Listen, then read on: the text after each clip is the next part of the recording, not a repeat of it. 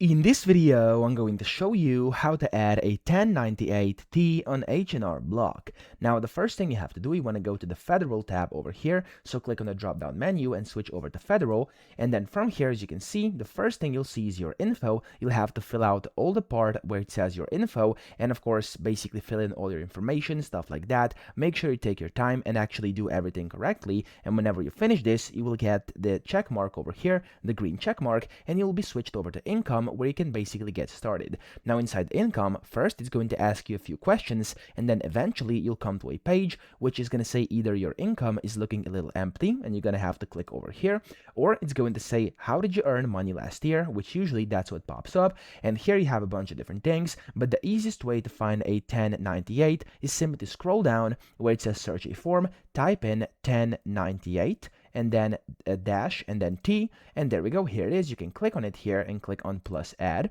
and then as you can see, it's going to basically pop up here on your screen. So it says form added to the credit section of your taxes, and it says you haven't reached credits yet. You can work on this form when you get there. So this is basically in here, and of course what's going to happen is whenever you come here, this form, so the 1098T, is going to be added on there, and you'll be able to manage it from there, complete it, and all of that stuff. So that's how to do it. I hope this video helped you out. If it did, please subscribe to the channel and help me out as well.